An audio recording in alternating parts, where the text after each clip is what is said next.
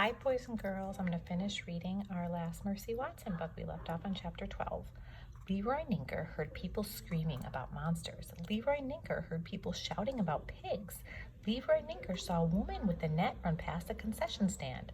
"What are you trying to catch?" said Leroy Ninker. "A pig," said the woman with the net. "A pig?" said Leroy Ninker. "That's right," said the woman. "You're not going to catch livestock with a net," said Leroy Ninker. "What you need is a lasso." Yippee-yah-ho! Mr. Watson and Mrs. Watson and Stella and Frank and Baby shouted, "Mercy, mercy, mercy." "Should you remain calm?" Officer Tommy Lello asked. "You most definitely should remain calm." Does Mrs. Watson look calm? At the ticket counter, Beatrice Lee Poloni took her glasses off and put them back on. "Wonky," said Beatrice Lee Poloni. "Wonky in the extreme. Maybe it's some kind of emergency. Maybe I should call for help." Beatrice Lee Poloni adjusted her glasses. She picked up the phone. Beatrice Lee Poloni dialed the fire department. What's that number, boys and girls? Chapter 13. Mercy was having a wonderful time. She had consumed a large amount of buttered popcorn, and now people were chasing after her. Mercy loved to chase. She ran faster. She kicked up her heels. "Gotcha!" shouted Francine Paulette. Francine Paulette netted Officer Tommy Lello. "Yippee-yah-oh!" shouted Leroy Ninker. He lassoed Francine Paulette. "Fascinating," said Alfred P. Tompkins. "Simply fascinating." There was the sound of a siren. There was the flash of light. A fire truck just pulled into the Bijou. "Things seem to be out of control," said the fireman named Ned. "It's the movie," said the fireman named Lorenzo. "They make people crazy." "Actually," said a man who was standing next to Ned, "I think the pig is making people crazy." "Holy smokes, I know that pig," said Lorenzo. "It's the toast-loving pig from Decawoo Drive."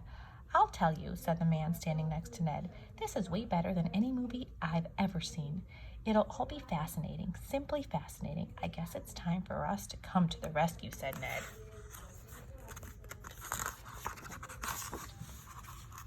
"We should do what only firemen can do," said Lorenzo. Ned and Lorenzo took off running. Ned and Lorenzo ran very fast. Ned and Lorenzo caught up with Mercy. "Hey," said Ned.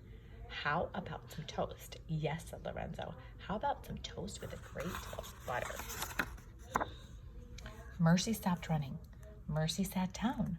Mercy thought very hard. Toast sounded like an excellent idea to her. Toast always sounded like an excellent idea to her. Ned sat down next to Mercy. He put his arm around her. "Oh," said Mrs. Watson, "you found her.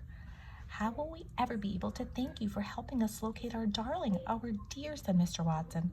"Well," said Ned, "I'm a little hungry." "Toast would be good," said Lorenzo. "Toast?" said Mrs. Watson. "I would love to make some toast. Who else would like some toast?" It's everybody.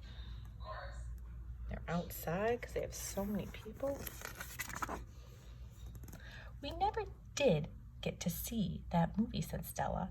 "I wonder if it ended happily," said Frank.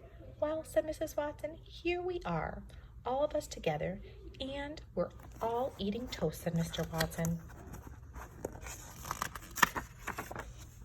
"I can't imagine a happier ending than that," said Mrs. Watson. "It's the happiest possible ending," said Baby Lincoln. "It's almost like a love story."